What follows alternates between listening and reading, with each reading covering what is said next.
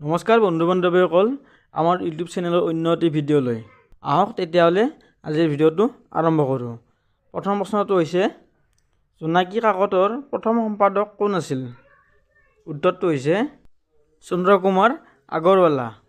চন্দ্ৰকুমাৰ আগৰৱালা জোনাকী কাকতৰ প্ৰথম সম্পাদক আছিল। নেক্সট কুৱেশ্যনটো দিয়া আছে, বিজুলী কাকতখন কোন চনত প্ৰকাশ পাইছিল?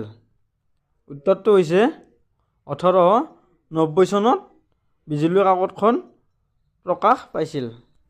নেক্সট কুৱেশ্যনটো হৈছে, বিজুলী কাকতৰ প্ৰথম সম্পাদক কোন আছিল? উত্তৰটো হৈছে কৃষ্ণপ্ৰসাদ দুৱৰা। কৃষ্ণপ্ৰসাদ দুৱৰা বিজুলী কাকতৰ প্ৰথম সম্পাদক আছিল। নেক্সট কুৱেশ্যনটো হৈছে, উষা আলোচনীখন কেতিয়া প্ৰকাশিত হৈছিল?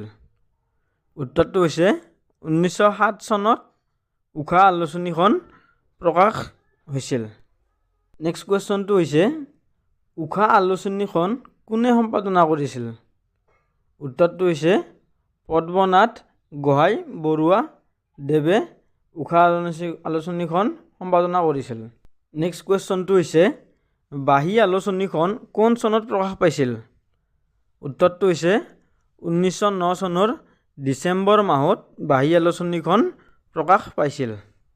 নেক্সট কুৱেশ্যনটো দিয়া আছে, বাঁহী আলোচনীখন কোনে সম্পাদনা কৰিছিল?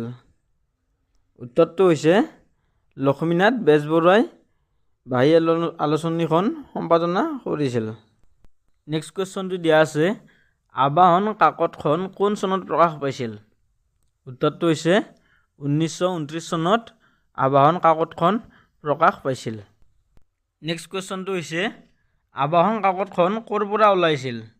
উত্তৰটো হৈছে কলিকতাৰ পৰা আবাহন কাকতখন ওলাইছিল। নেক্সট কুৱেশ্যনটো হৈছে, অসমীয়া সাহিত্যত গীতি কবিতাৰ প্ৰকৃত প্ৰৱৰ্তক কোন? উত্তৰটো হৈছে চন্দ্ৰকুমাৰ আগৰৱালা। নেক্সট কুৱেশ্যনটো দিয়া আছে, প্ৰথম অসমীয়া আধুনিক কবিতাটোৰ নাম কি? উত্তৰটো হৈছে বনকুঁৱৰী। প্ৰথম অসমীয়া আধুনিক কবিতাটোৰ নাম হৈছে বনকুঁৱৰী। নেক্সট কুৱেশ্যনটো হৈছে, প্ৰথম অসমীয়া ৰোমান্টিক কবিজনৰ নাম কি? উত্তৰটো হৈছে চন্দ্ৰকুমাৰ আগৰৱালা। প্ৰথম অসমীয়া ৰোমান্টিক কবিজনৰ নাম হৈছে চন্দ্ৰকুমাৰ আগৰৱালা। নেক্সট কুৱেশ্যনটো দিয়া আছে, চন্দ্ৰকুমাৰ আগৰৱালাৰ কবিতাৰ পুথি দুখনৰ নাম কি কি? উত্তৰটো হৈছে প্ৰতিমা আৰু বিন বৰাগী। নেক্সট কুৱেশ্যনটো দিয়া আছে, লক্ষ্মীনাথ বেজবৰুৱাৰ সাহিত্যিক জীৱন ক'ৰ পৰা আৰম্ভ হয়? উত্তৰটো হৈছে লিটিগাই নাটকৰ পৰা লক্ষ্মীনাথ বেজবৰুৱাৰ সাহিত্যিক জীৱন আৰম্ভ হয়। নেক্সট কুৱেশ্যনটো হৈছে, লক্ষ্মীনাথ বেজবৰুৱাই ৰচনা কৰা প্ৰথম নাটকখনৰ নাম কি? উত্তৰটো হৈছে লিটিগাই।